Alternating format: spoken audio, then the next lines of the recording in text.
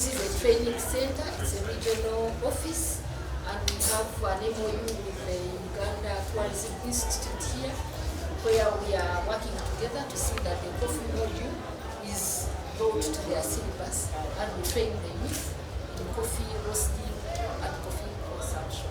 So that is a roastery which we are using, that is a grinder, that is what we are demonstrating here. Thank you so much.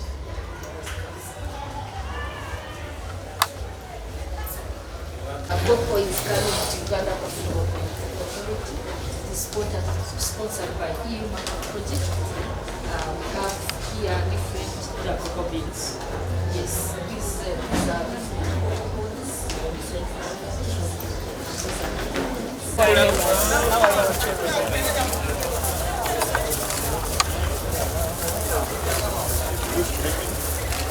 So this is Kakira Secondary School stall, and we are exhibiting.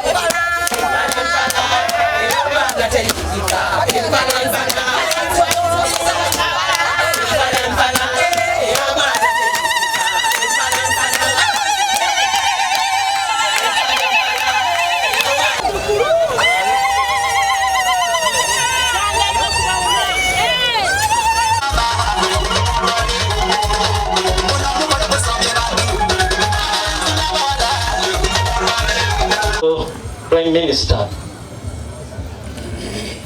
UNEFE has done a very tremendous work. It's part of our recommendations that we separated the two. The children's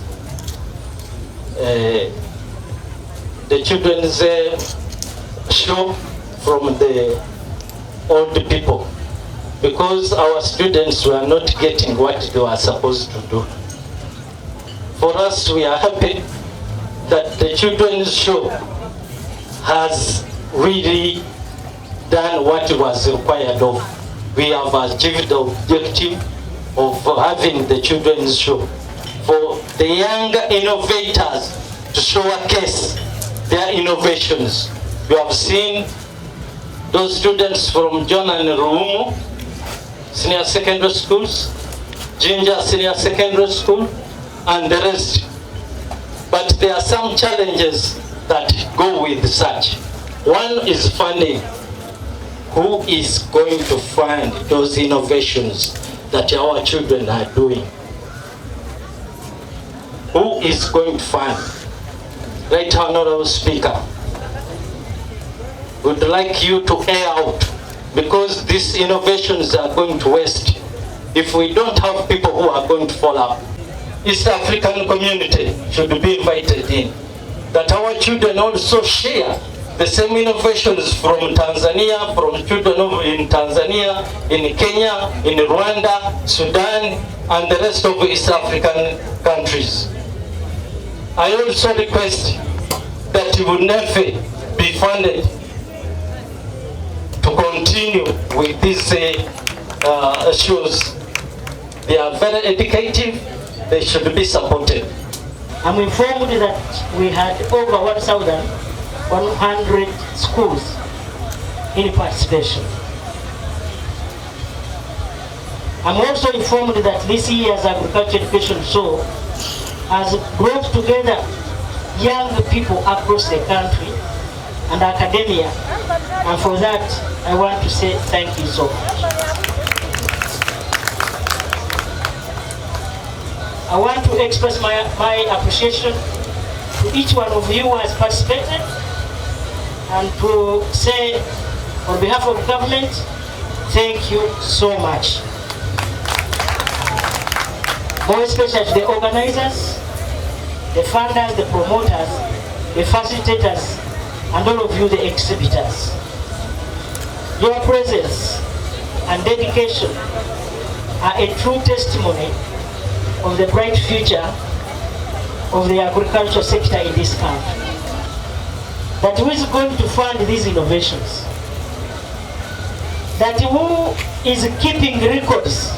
Because we saw a number of younger people coming up with very good innovations. I want to say on behalf of government that I will take this concept to cabinet so that we come up with a policy. I also talk about, in the same cabinet, about making the agriculture subject compulsory in all our schools.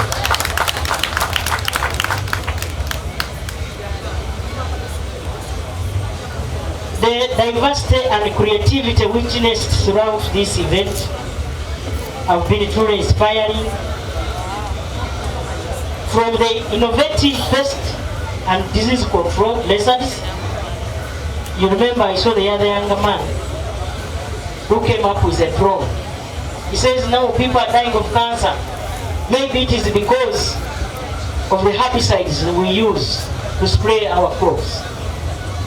Maybe the parasites we use to spray our animals. And so, for him, he has come up with a drone. I saw him struggle, though it was not as effective, but that man is a genius, that younger boy. And I will go to his school. He told me he comes from Ruwero. We have taken, and I will support that school so that we'll get those innovators. We must also acknowledge the rapidly growing world population, which is increasing at a rate of 3% per year, and Uganda in particular as one of the youngest population globally. This demographic reality highlights the need for increased food production, not only in our country, but across the world. And the demand for food rises, so does the need for agricultural markets. Africa's market is expanding with nearly 1.4 billion people and over 100 million in the middle class consumers. I want to assure you members, with these innovations I have seen here, and the participation of the younger people in agriculture, with the many markets our president has made. Remember, he started with East African community. Do you remember? The 3 countries. No sooner had he been made president of the country than he started to revive the East African community. We started with Kenya, Uganda, and Tanzania. Do you remember? And people have been driving through Uganda, through here, Jinja, and taking our maize. Though we have not been adding value to Kenya, isn't it? Without any hindrance. Now, we grew from 3 countries to 7. He made sure that we added Rwanda. Are we together? We added on Burundi. Recently, we added on South Sudan, and now DRC. We are also now looking forward to adding on Somalia. I hope you are aware. So that a person from Jinja, a person from any part of Africa, I mean any part of Uganda, can directly transact business with those other countries. And that now brings in a market of 300 million people. Are we together, colleagues? And so, with these innovations, the sky will be the limit. And we are also emphasizing value addiction. Remember, we have to add value to all the products. And I've seen our children exhibit that. It was good.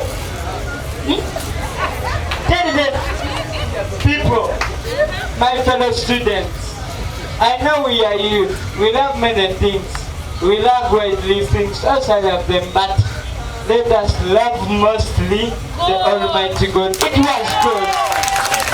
Madam, may the living God reward you a very, very big blessing in the name of Jesus Christ.